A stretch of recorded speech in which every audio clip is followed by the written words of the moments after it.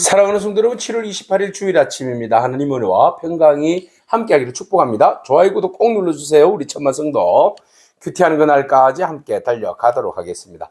오늘 우리에게 주신 하나님 말씀은 열왕기하 17장 1절로 12절까지의 말씀인데요. 우리 1절과 2절의 말씀을 같이 읽도록 하겠습니다.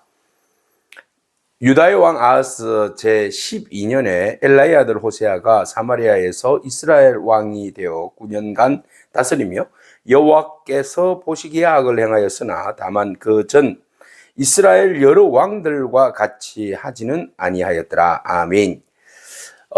북이스라엘의 마지막 왕 호세아에 대한 이야기입니다. 호세아에 대한 평가는 이제 좀 새롭습니다. 왜냐하면 이때까지 다른 왕들은 여호와 보시기에 악을 행하였다. 그리고 여로보암의 길을 따랐다. 이렇게 이제 이야기를 하고 있죠. 그런데 오늘 본 말씀은 새삼 다른 이야기가 하나 들어와 있습니다. 그것은 바로 여러 왕들과 같이 하지는 아니하였더라 그랬습니다.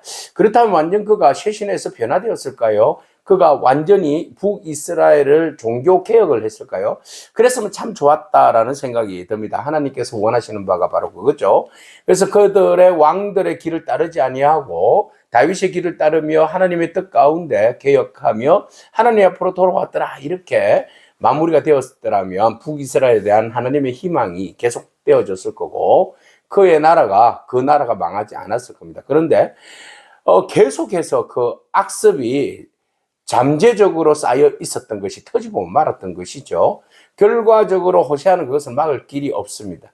또 그리고 호세아가 그 모든 것들에 대하여서 대항하고 그 부분에 개혁하고자 하는 의지가 있었는지 없었는지는 잘 모르겠지만 그러나 솔직히 본문 말씀을 통하여서 우리가 보는 결과는 마지막에 하나님을 절대적으로 의지해야 되는데 그의 한 마음의 구석에는 사람과 나라를 의지하는 그런 마음이 더 컸고 그 나라의 망한 결과는 바로 하나님을 의지하지 아니하였으므로 오는 결과물이었다라는 것을 우리에게 보여주고 있습니다.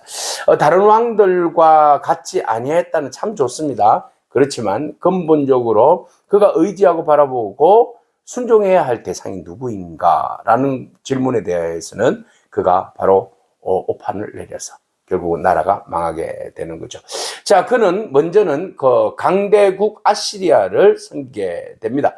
그전에는 이제 아람 나라를 이제 북이스라엘이 가까이 했죠. 그런데 아람 나라는 이제 르신이 죽고 난 다음에 우리가 어디에 마음을 두어야 하는가? 라고 생각했을 때에 아시리아였습니다. 그래서 아시리아에게 조공을 바치면서 잘 지냈습니다. 살만 에셀이 올라와서 호세아가 그에게 종이 되어 조공을 드렸다 그랬습니다. 우리가 종이 되어서 조공을 드릴 테니까 우리나라를 살펴주세요 라고 말한 것이죠. 근데 세월이 지나다 보니까 우리가 어디에다가 마음을 두는 것이 좋은가 라는 고민을 했을 때에 살맛 에셀보다는 그 이집트 쪽으로 마음을 기우는 것이 더 나을 것 같다라는 생각이 듭니다.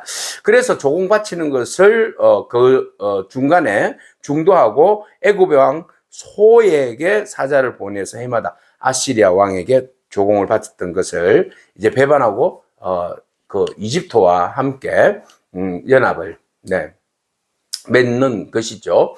자, 이렇게 되니까 살만에셀이 가만히 있겠습니까? 왜 돈 안 받쳐? 왜 조공을 안 받쳐? 너 혼나볼래? 그렇게 하고는 예루살렘에 쳐들어와서 예루살렘이 아니죠. 사마리아를 쳐들어와서 사마리아 성을 에워싸게 됩니다. 딱 여전히 3년간을 에워쌉니다. 3년간 에워싸면 사마리아 성에는 또 한 번의 기근과 또 한 번의 그 안에서 내부적인 그 물질이 공급되지 아니함으로 오는 그 피해가 또 작지 않습니다.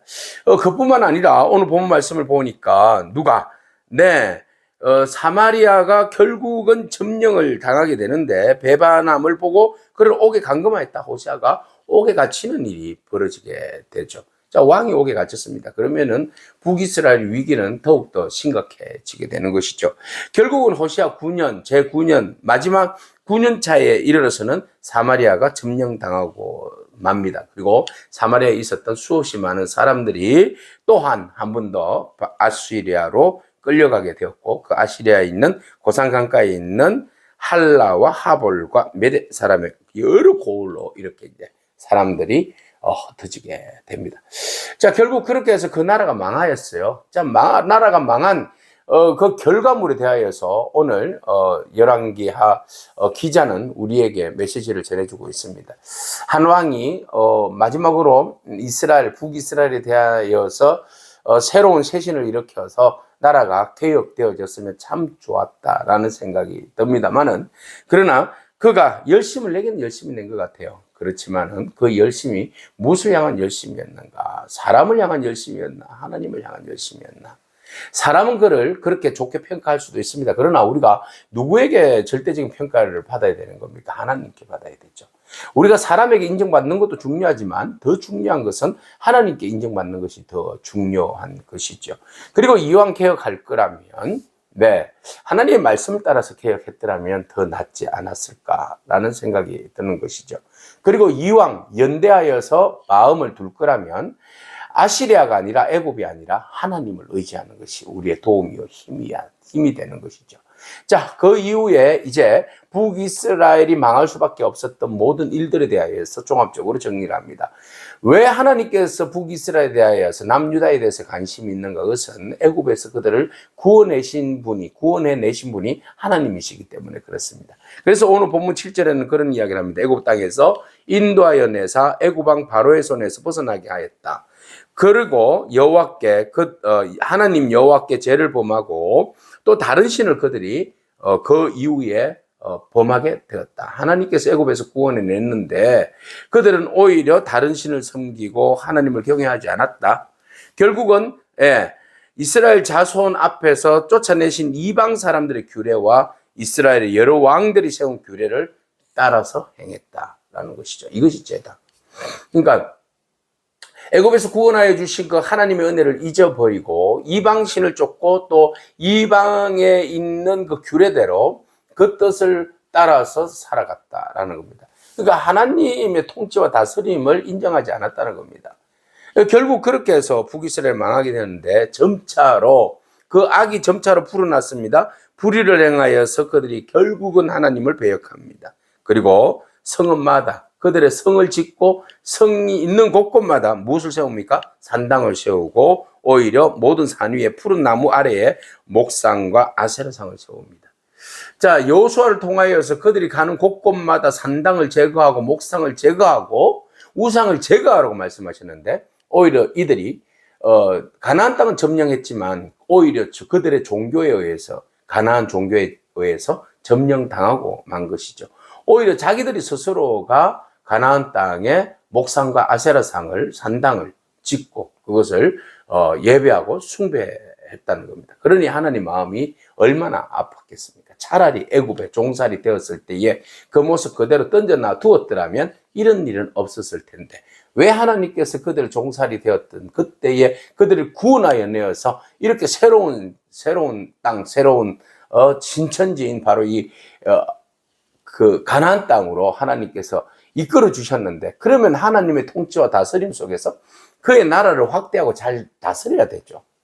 그럼에도 불구하고 오히려 그들은 그 가나안 종교에 점령당해버리고 오히려 가나안 종교를 전하는 전도사가 되어서 하나님을 욕되게 하는 그런 어리석은 삶을 살았던 것이죠. 그러니까 그 민족은 당연히 망할 수밖에 없는 것이죠. 자, 하나님의 긍휼을 입을 대상이 아닙니다. 결국은 그들은 하나님의 말씀을 규례를 떠나서 오히려 이방 신들의 규례를 따르고 왕들이 만든 규례를 따름으로 멸망할 수밖에 없게 되었다라는 겁니다. 여호와께 그들 앞에서 물리치신 이방 사람 같이 그곳 모든 산당에서 분향했다. 또 악을 행하며 여호와를 경노하게 했다. 우상을 섬겼다. 이는 여호와께서 그들에게 행하지 말라고 하신 말씀이었다. 그랬어요. 하지 말라고 하면 하지 말아야죠. 근데 왜 자꾸 하지 말라고 하면 더 하는지, 이것이 악한 마음의 본성이 있기 때문에 그렇습니다.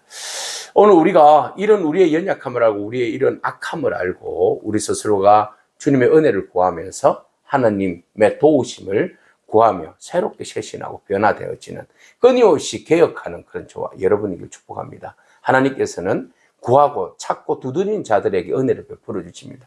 결국 하나님으로부터 자꾸만 벗어나고 멀어지면 그 나라는 결국 망할 수밖에 없습니다. 오늘 우리가 악할지라도 우리를 향하여서 긍휼을 베풀어 주신 하나님의 그 은혜가 예수 그리스도를 통하여서 우리에게 성취되어졌다는 사실도 여러분 잊지 않기를 바랍니다. 우리 스스로가 어떻게 개혁할 수 있겠습니까? 우리 스스로가 어디에 마음을 두고 어디와 연합해야지 우리를 스스로를 구원할 수 있겠습니까?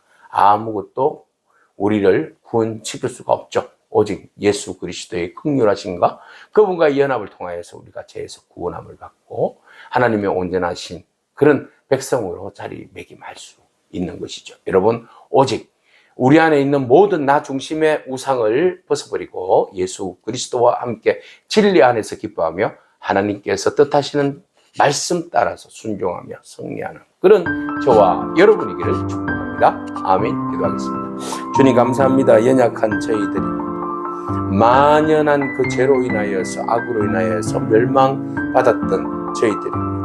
그러나 하나님 아버지, 결국은 북이스라엘의 역사를 바라보면서 하나님 앞에 돌아오지 않는 그 민족, 결국은 나라는 망하게 되었고 포로로 끌려갈 수밖에 없는 그런 상황들을 바라보며 하나님, 우리가 이 땅 가운데 기회가 있을 때 하나님 끊임없이 선지자들을 보내주시고 말씀을 주셔서 우리로 하여금 깨닫게 하신 그 은혜를 우리가 기억하며 반드시 이 땅 있을 때에 우리가 돌이켜 하나님의 나라의 백성임을 확인하고 죽게 돌아올 수 있는 하나님께서 기뻐하시는 삶을 살아가는 것을 저희들 되게 하여 주시옵소서. 심판의 날이 이르러서야 돌이켜봤자 아무런 의미가 없음을 우리가 아오니 그날이 오기 전에 우리 모든 영혼들이 하나님의 은혜 안에 껴있고 또 은혜 안에 머물 수 있도록 주여 인도하여 주시고 우리를 향하신 하나님의 크고 놀라우신 뜻을 헤아려 믿음으로 승리하는 저희들 되게 하시며 절대적으로 사람을 의지하는 것이 아니라 나라를 의지하는 것이 아니라 하나님을 의지하고 신뢰함으로